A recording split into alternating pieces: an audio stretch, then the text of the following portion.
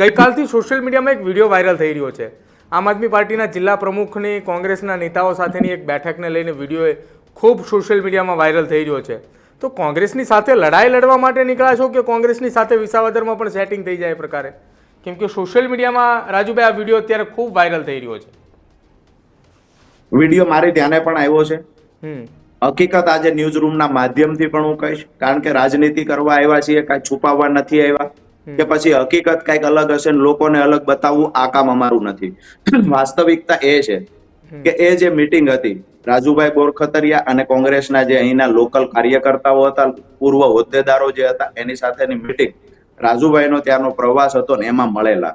એમાં ક્યાંક ને ક્યાંક આજે હું ન્યૂઝ રૂમના માધ્યમથી એ વાત સ્વીકારું છું કે કોંગ્રેસના જે નીચેની કેડરના લોકો છે, જે ગામડાઓના કાર્યકર્તાઓ છે, જે ભાજપ સામે ખૂબ ગુસ્સે છે, આ લોકો આજે દિલથી અમારા નેતાઓને મળી રહ્યા છે અને દિલથી કહી રહ્યા છે કે આ બાબતે અમે આમ આદમી પાર્ટીને સપોર્ટ કરશું, ગોપાલ ઇટાલિયાને જીતાડવાની મહેનત કરશું, કોંગ્રેસમાં મત આપી અને અમે અમારો મત બગાડી ભારતીય જનતા પાર્ટીનો ઉમેદવાર જીતે આવું કામ તો અમે નહીં કરીએ। આ નીચેની કેડર સ્વેચ્છાએ સ્વીકારે છે અને ક્યાંક ને ક્યાંક એવું બન્યું હોય કે અમારા નેતાઓને મળ્યા હોય।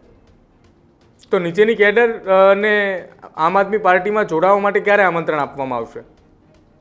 આમ આદમી પાર્ટીમાં જોડાવા માટે આમ તો કોઈ પણ વ્યક્તિ કોઈ પાર્ટી સાથે જોડાયેલો હોય તો એ એની પાર્ટી છોડીને આમ આદમી પાર્ટીમાં આવતા રહેશે તો એ બાબતે આમંત્રણ આપી આ વિષય નથી।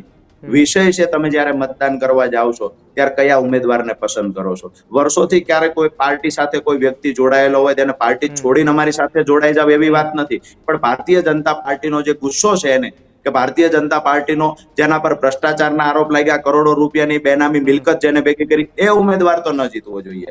તો એની સામે મજબૂત ઉમેદવાર કોંગ્રેસ પાસે નથી, કોંગ્રેસ પાસે અહીંયા સંગઠન નથી, કોંગ્રેસ ક્યાંય હરીફાઈમાં નથી, તો કોંગ્રેસનો મતદાર તો શું વિચારશે? ભારતીય જનતા પાર્ટીની સામે કોઈ જીતે એવું હોય તો ગોપાલ ઇટાલિયા જીતે એવું છે, તો કોંગ્રેસના મતદાર, કોંગ્રેસના નીચેના કાર્યકર્તાઓ દિલથી ગોપાલભાઈ ઇટાલિયાને સપોર્ટ કરવા તૈયાર છે। અચ્છા રાજુભાઈ, મીટિંગની અંદર ગોપાલ ઇટાલિયા હાજર હતા ખરા? બિલકુલ નહોતા, એ વાત ખોટી છે। ગોપાલભાઈ ઇટાલિયા મીટિંગમાં હાજર નહોતા। રાજુભાઈ બોરખતરિયા સાથેની જે ટીમ મળેલી, રાજુભાઈનો પ્રવાસ હતો ને એમાં રાજુભાઈ બોરખતરિયાને કોંગ્રેસના અમુક કાર્યકર્તા અને પૂર્વ પદાધિકારીઓ રાજુભાઈ બોરખતરિયાને મળેલા।